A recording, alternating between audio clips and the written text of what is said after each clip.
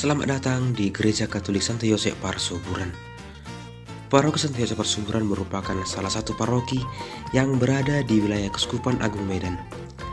Paroki yang saat ini dipimpin oleh Pastor Henry Simbolon beralamat di Kelurahan Parsuburan Tengah RT 4, Kecamatan Habisaran, Kabupaten Toba.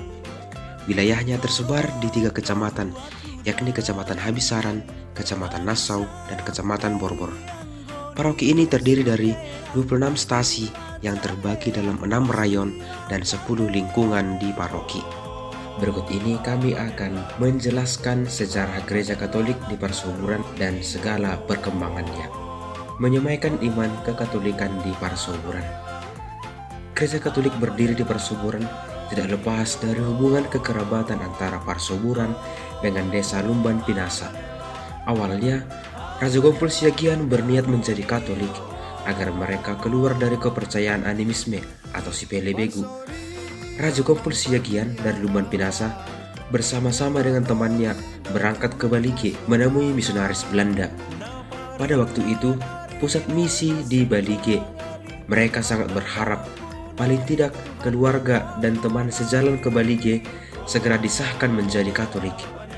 Pada tahun 1941, sudah ada 10 kakak yang ingin menjadi Katolik. Mereka beribadah di sebuah ruang kecil beratap ilalang. Diperkirakan mereka berkumpul pertama kali pada akhir Maret 1941. Pada Oktober 1942, masa internir Jepang berpengaruh di Parsuburan. Seluruh aktivitas keagamaan Katolik berhenti. Hal ini hampir terjadi di seluruh daerah misi.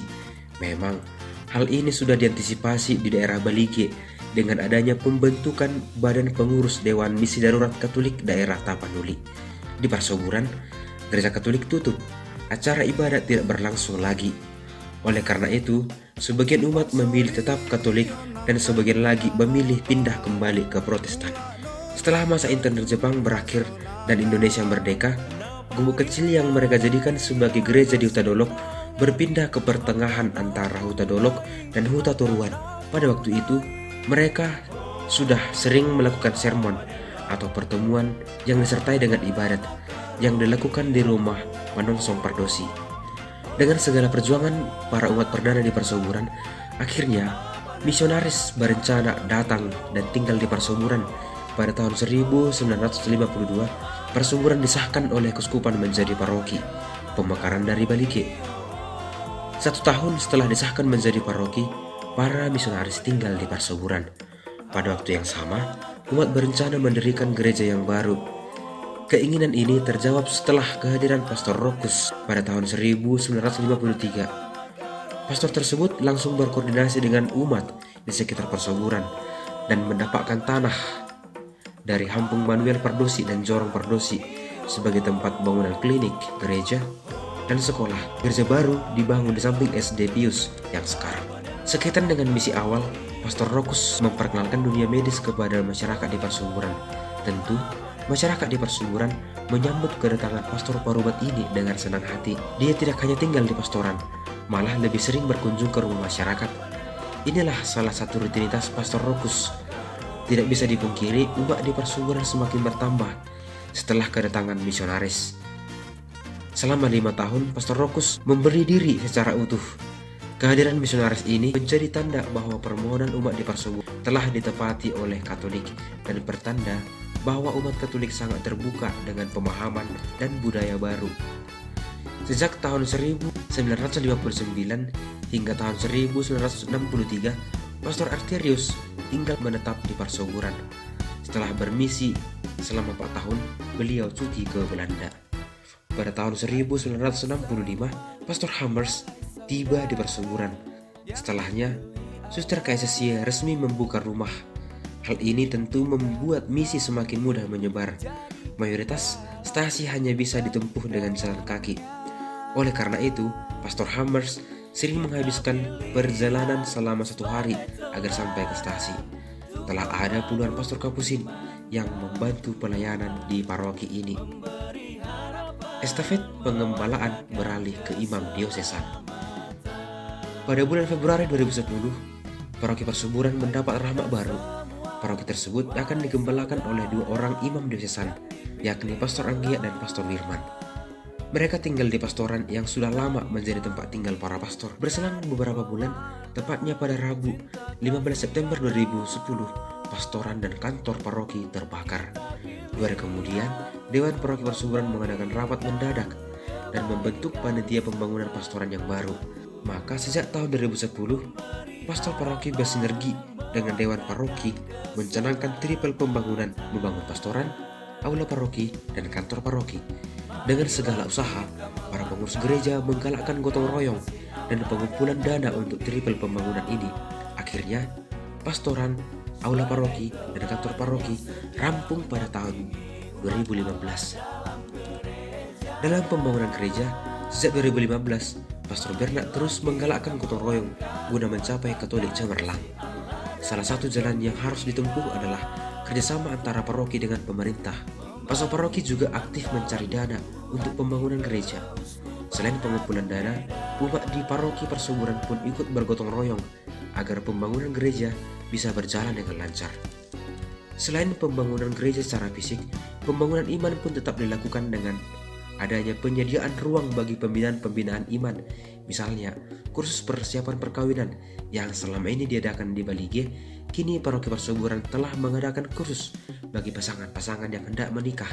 Kadang, pastor paroki juga meminta komisi-komisi dari keuskupan atau tenaga profesional lainnya memberi materi dalam diskusi pengembangan iman. Pembangunan fisik gereja memang penting, namun gereja yang sebenarnya adalah umat sendiri. Inilah yang menjadi kesadaran pastor paroki, maka segala usaha memperkenalkan Kristus kepada umat tetap dijalankan. Jenis kerasulan di Paroki Persuburan. Karya kerasulan KSSY di Persuburan: asrama putra dan putri, sekolah, dan klinik. SD Santo Pius ke-10. Misi KSSY di Persuburan mulai pada 1 Juni 1955. KSSY pun mengutus 4 orang suster untuk memulai misi. Pada 19 September 1955, Monsignor Van Herk memberkati rumah suster yang berada di RT 4. Melalui koordinasi dengan Pastor Rasens, para suster memulai karya dalam pendidikan dengan pendirian SMP Kusuma Bangsa. Berselang beberapa tahun, sekolah ini ditutup. Pada tahun 1961, bangunan SMP Kusuma Bangsa diganti menjadi SD Santo Pius Persuburan. Tepatnya pada tahun 2018, SD Santo Pius direnovasi menjadi gedung permanen 2 lantai, SMP Kartini dan asrama putra putri. KSSY di Persuburan mendirikan Sekolah Keterampilan Putri atau SKP pada tahun 1959. Ternyata sekolah ini tidak bertahan lama karena minat para gadis di Persuburan semakin berkurang. Dengan demikian, pada 17 September 1975, SKP ditutup dan dialihkan dengan SMP Cahaya Persuburan. Pada tahun 1976, nama SMP Cahaya beralih menjadi SMP Kartini. Hingga kini, sekolah tersebut tetap beroperasi. Pendirian asrama perlu karena banyaknya anak-anak yang berasal dari luar daerah. Oleh karena itu, pendirian asrama ini bertujuan menampung para siswa-siswi yang sekolah di SMP Kartini yang jarak rumahnya jauh dari sekolah. Klinik. Pastor Rokus menggagasi adanya pelayanan kesehatan di Persuburan. Banyak masyarakat di Persuburan tertarik menjadi Katolik karena ketersediaan pelayanan kesehatan. Pastor Rokus tentu kesulitan bila dia sendiri menangani bidang kesehatan. Beliau dikenal sebagai pastor parubat. Beliau pun dibantu oleh Suster Lukasiana. Pada tahun 1956, secara resmi klinik Pratama Santa Maria Persuburan dibuka. Hingga saat ini, klinik ini tetap berbenah diri seraya melanjutkan misi kekatolikan secara khusus pada bidang kesehatan. Credit Union atau CU Paroki. Kehadiran Pastor Asterius Van Rem kedua kalinya pada tahun 1970 membawa perubahan terhadap umat di Paroki Persuburan. Setelah cuti dari Belanda, Pastor Asterius Van Rem mendirikan Credit Union dengan nama CU Sinar Hambisaran. Perombakan sistem CU pada masa Pastor Marcelinus Manalu memberikan pengaruh besar. CU yang sempat mengalami kemandekan karena secara administratif masih memprihatinkan dapat diubah menjadi lebih baik berkat sistem yang lebih jelas. Pada tahun 2010, nama Sinar Habisaran beralih menjadi CU Grazia. Hingga kini, CU tersebut semakin berkembang dan umat bisa terbantu dalam masalah keuangan. Punguan ama, salah satu bentuk kepedulian umat di Parsoburan terhadap gereja adalah membentuk punguan ama. Punguan ama bukan sebatas latihan kor, namun di dalamnya mereka mengikut sertakan acara ibadat. Awal berdiri punguan ama digagas oleh beberapa kaum bapak sekitar tahun 1969. Perjalanan panjang ini kiranya memberikan edukasi bagi kaum bapak di masa sekarang. Punguan Ina. Punguan Ina terbentuk sebelum tahun 1968. Punguan Ina semakin hari semakin berkembang. Kini, Punguan Ina sudah terbentuk menjadi beberapa kelompok, yakni Punguan Ina Santa Ana, Punguan Ina Santa Elizabeth, dan beberapa kelompok lainnya. Orang muda Katolik menurut penuturan Mengadar Pardosi bahwa setelah misionaris datang ke Parsoburan, Pastor Rokus Resens memberikan perhatian khusus terhadap perkembangan kaum muda. Pada masa itu, OMK sudah terbentuk dengan nama Pemuda Katolik Santa Maria. Galumbang Pardosi berkisah, kaum muda di masa itu tidak jauh berbeda dengan masa kini. Mereka telah memulai aneka kegiatan, misalnya dengan bernyanyi, berkumpul bersama, dan pergi bersama pastor ke stasi-stasi. Miss Dinar. Kelompok Miss Dinar pada tahun 1952, masa Pastor Rokus Resens, sudah ada. Pada waktu itu, mereka sudah menemani pastor ke stasi. Miss Dinar ditemani secara serius oleh suster dan pastor dalam pendidikan karakter.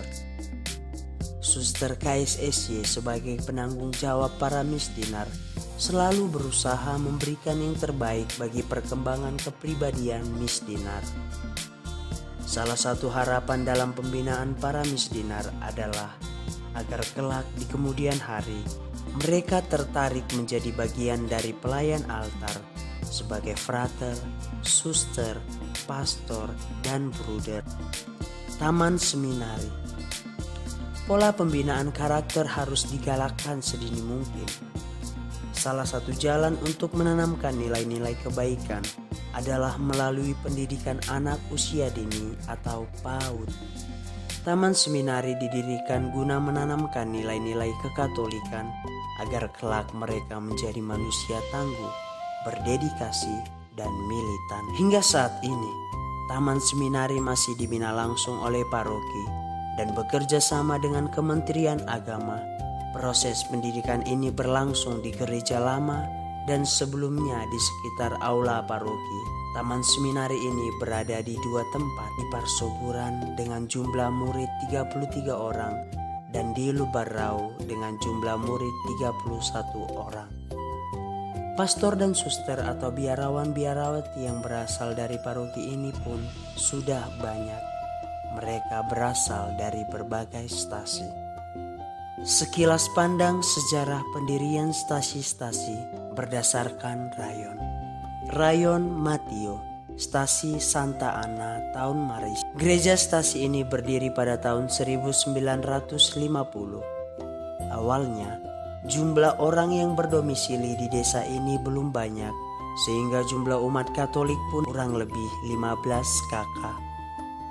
Tak bisa dipungkiri, pertambahan umat berjalan seiring bertambahnya usia misi di Stasi Santa Ana tahun Marisi, Stasi Santa Clara Matio. Pergeseran lahan perusahaan merambah hingga ke daerah Sibosur. Setidaknya 30 kakak diantaranya memilih menjadi Katolik. Dengan melihat jumlah ini, para karyawan-karyawati sepakat mendirikan gereja. Pada waktu itu, perusahaan mendirikan gereja Ekumene sebagai tempat ibadat bagi orang Kristen. Umat Katolik juga beribadat di sana. Dengan adanya koordinasi dengan parokus di Parsoburan, umat di Stasi Matio membangun gereja sederhana dan rampung sebelum acara Natal tahun 2012. Stasi Santo Gabriel Lumban Ruhap. Pada tahun 1950, kekatolikan sudah dikenal di desa Lumban Ruhap. Umat yang baru saja mengenal kekatolikan membentuk sebuah kelompok dan beribadat di rumah. Awalnya mereka sudah terkumpul sebanyak 15 kakak. Setelah berkumpul selama 2 tahun, mereka berhasil mendirikan gereja darurat. Pembangunan gereja secara fisik masih terus berlangsung. Pada tahun 1988, gereja direnovasi dengan dinding semi permanen. Pembenahan tersebut dilanjutkan hingga pada tahun 2016. Gereja sudah permanen. Rayon Batu Manumpak, Stasi Santo Pius X Paronggangan. Iman Katolik masuk ke desa Paronggangan pada tahun 1950 dengan jumlah umat 12 kakak. Demi terjaminnya pengajaran iman, Julianus Silain siap melayani umat sebagai pelanggar. Pada tahun 1951, gereja pertama telah dibangun dengan atap lalang. Gereja baru pun dibangun karena jumlah umat bertambah. Gereja baru selesai dibangun dan diberkati pada 15 April 2018. Stasi Santa Tresia Pandumaan. Tepat pada tahun 1958, gereja Santa Tresia Pandumaan dibangun dengan beratap seng, berdinding papan dan berlantai tanah. Pada tahun 1998, atas koordinasi parokus dan umat, atap gereja direnovasi dilakukan dan sekaligus mendirikan menara gereja. Pada tahun 2015, gereja permanen dibangun tepat di samping bangunan gereja lama. Stasi Santo Petrus Batu Manumpak. Gustav Barimbing memperkenalkan kekatolikan di desa ini. Mereka segera membentuk kelompok kecil dan memulai pengajaran pada tahun 1929. Inilah yang menjadi sejarah baru bagi masyarakat di Batu Manumpak.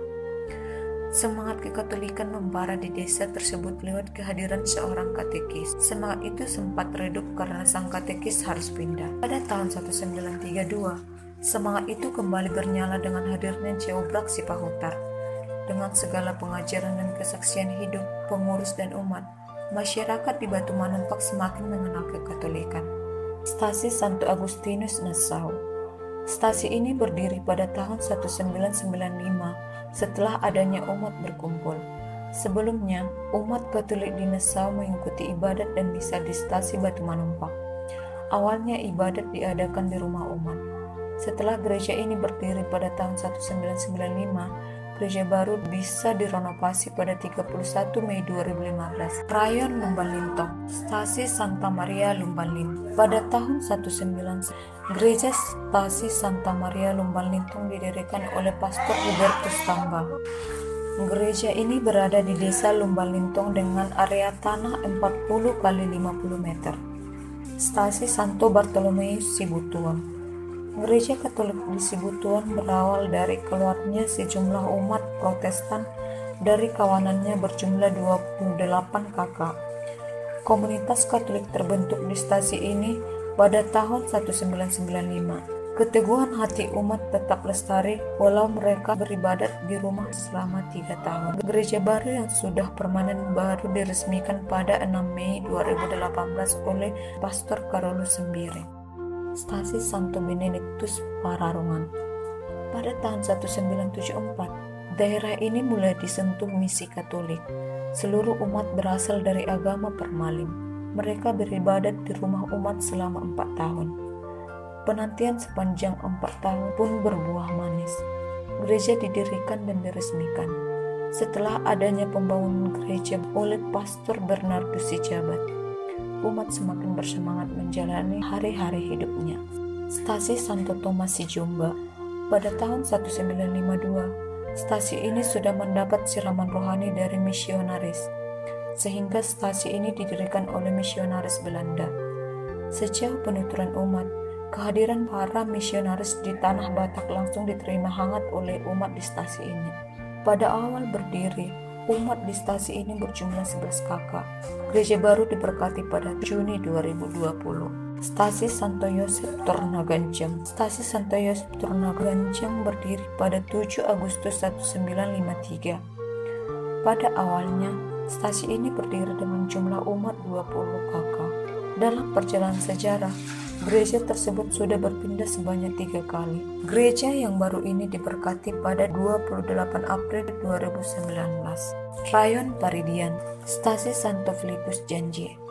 Gereja Katolik Stasi Santo Filipus Janji berdiri pada tahun 1952 dengan jumlah umat sebanyak 16 kakak yang terhimpun dari 2 lingkungan. Dengan segala usaha, umat berhasil mendirikan gereja baru di tengah kampung Labu Dardap pada tahun 1972. Pada tahun 1980, gereja pun direnovasi. Pertambahan jumlah umat Stasi Labu Dardap juga terjadi pada tahun 2000 dan sesudahnya. Warga kampung Janji yang beragama Kristen Protestan pindah agama menjadi Katolik. Hal ini membuat stasi ini menjadi 4 lingkungan. Stasi Santo Fransiskus Laverna. Dengan adanya edukasi dari pihak paroki serta pengawasan dari para pastor yang bertugas di Baligi Persuburan, maka pada 11 Februari 2007 mereka diterima secara resmi dan menjadi anggota Gereja Katolik. Pada 28 November 2007, umat bersama Pastor Angelo Purba mengadakan peletakan batu pertama gereja tersebut. Mereka mulai menggunakan bangunan gereja pada 30 Maret 2008. Pastor Bernardus Sijabat memenuhi permohonan mereka mendirikan gereja permanen dan diberkati pada 19 Mei 2019. Stasi Santo Yohanes Pembaptis Napajoring. Stasi Santo Yohanes Napajoring berdiri pada tahun 1971. Sebagai gereja awal, bangunan fisik gereja masih sederhana, berdinding papan dan ukuran kecil. Kerja keras para pengurus dan umat beriman membuahkan perubahan. Gereja ini diresmikan oleh Pastor Bernardus Sijabat. Stasi Santo Paulus Lumban Pinasa. Pendirian gereja di daerah ini telah mendapat restu dari misionaris gereja Katolik setelah beberapa orang dari Lumban Pinasa yang dipimpin oleh Raja Gumpul Siagian menghadap misionaris dari Belanda di Baligi. Renovasi yang terjadi pada tahun 2001 menjadi pendorong umat agar semakin bersemangat. Dengan kembali membangun gereja, daya tampungnya pun semakin banyak. Stasi Santo Stefanus Paridian. Gereja di stasi ini berawal dari perkumpulan sejumlah umat dan beribadat di rumah umat. Karena umat yang semakin bertambah dan kondisi gereja yang kurang memadai, maka gereja yang baru perlu dibangun. Sekarang gereja yang baru sedang dalam tahap pembangunan. Rayon Sijukat, Stasi Santo Karolus Sijukat. Gereja Katolik Stasi Santo Karolus Sijukat berdiri pada tahun 1958. Setelah berdiri selama 32 tahun, umat di stasi ini tutup tepat pada tahun 1990. Alasannya tidak bisa dipastikan. Gereja yang sudah sempat tertidur kembali bangun pada tahun 1994. Opu Mangarapasaribu dan beberapa orang lainnya menggagas berdirinya kembali kekatolikan di Dusun Sijukat. Setelah berkumpul beberapa orang, mereka melaksanakan ibadat pertama kalinya pada 6 November 1994. Pada tahun 2015, Ketua Dewan Stasi Cinto Pasaribu mengusulkan kembali kepada pastor paroki berkaitan dengan rehab gereja menjadi permanen. Pada tanggal 20 Oktober 2015, pembangunan kembali dilanjutkan dan diresmikan pada 22 November 2015. Stasi Santa Marta Sibaning. Masyarakat desa Sibaning mayoritas Muslim dan Kristen Protestan. Ternyata, diam-diam mereka membuka mata pada kebaikan yang selalu dipancarkan para pastor yang bertugas di sana. Dengan penuh keyakinan, mereka sepakat masuk dalam lingkungan gereja dan bersedia menjadi Katolik. Mereka mendapat pengajaran seputar pengetahuan iman kekatolikan. Dengan semangat kesederhanaan, mereka beribadat di rumah umat selama 2 tahun. Pastor Bernardus Sijabat merenovasi bangunan fisik gereja menjadi permanen yang diresmikan pada 25 November 2018. Stasi Santo Paulus Sipange. Pada tahun 1996, Gereja Katolik berdiri di Sipange. Awalnya di daerah tersebut telah berdiri gereja Protestan. Karena masalah internal umat Protestan terjadi, sebagian dari mereka ingin keluar dari kumpulan. Masalah yang terjadi punya kaitan dengan adat istiadat di daerah tersebut. Setidaknya telah ada sekitar 18 kakak yang berkumpul dan ingin membentuk satu kumpulan. Mereka belajar bersama mulai dari membuat tanda salib, doa-doa Katolik, dan lagu Katolik. Mereka beribadat pertama sekali pada Juni 1996. Pada akhir tahun 1996, berdirilah gereja yang sederhana tapi kokoh di Sipange yang diresmikan oleh Pastor Hubertus Tinambunan. Gereja dibangun kembali menjadi permanen dan diresmikan pada 7 Mei 2017 oleh Pastor Gregorius Harapan. Stasi Santa Maria Simanalese. Gagasan pendirian gereja Katolik di desa tersebut berasal dari umat HKBP. Kasiaman Hutapea menyerahkan rumahnya yang sudah kosong menjadi tempat ibadat. Pada tanggal 29 Desember 1996, Gereja Katolik Santa Maria Simanalese diresmikan oleh Pastor Marcelinus Manalo. Melihat letak gereja yang kurang strategis yang berada di belakang sekolah SD Simanalese, maka pengurus gereja bersama umat mencari tempat yang lebih strategis. Dengan berbagai usaha, pada tahun 2010 pembangunan gereja selesai dan diresmikan oleh Uskup Anicetus B. Sinaka. Stasi Santa Maria Sitarak.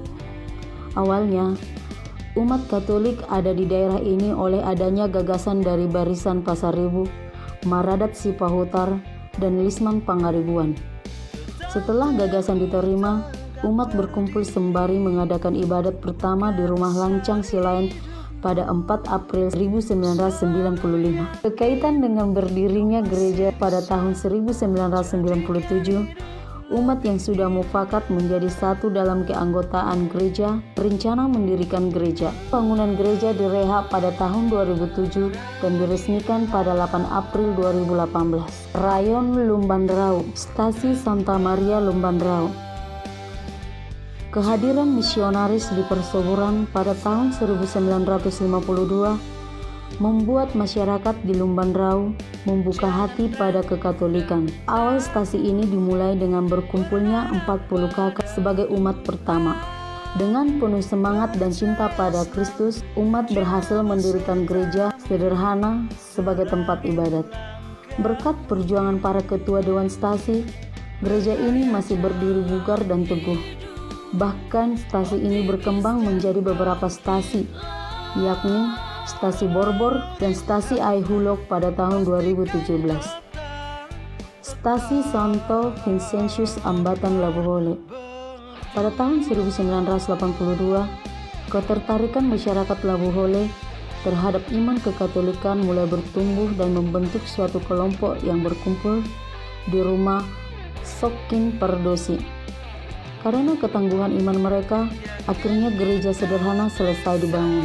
Renovasi gereja dilangsungkan pada tahun 2018 dan telah diresmikan pada tahun 2019. Stasi Santo Bernardinus Realino Aihulok. Tepat pada 2 Juli 2017, Stasi Santo Bernardus Realino Aihulok berdiri setelah adanya pemekaran Stasi Santa Maria Lumbandrau. Umat beribadat di rumah Franz Lubis. Ibadat di rumah umat mereka selenggarakan selama 6 bulan.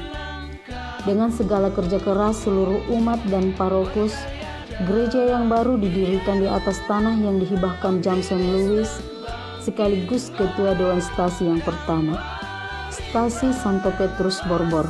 Sejak lama, umat di desa Borbor masih bergabung dengan Stasi Lumbandrau. Jarak tempuh dari Borbor ke Lumbandrau terlalu jauh. Alasan lain, Borbor telah menjadi satu kecamatan yang dulunya bagian dari Kecamatan Habinsaran. Dengan beragam alasan tersebut, maka pada tahun 2015, Stasi Santo Petrus Borbor didirikan.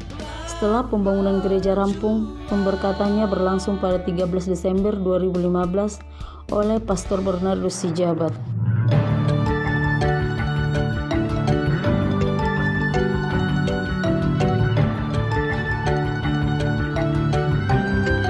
Di Paroki Santo Yosep Parsuburan terdapat 984 kakak dengan jumlah jiwa 3.936 sesuai dengan data Biduk tahun 2020.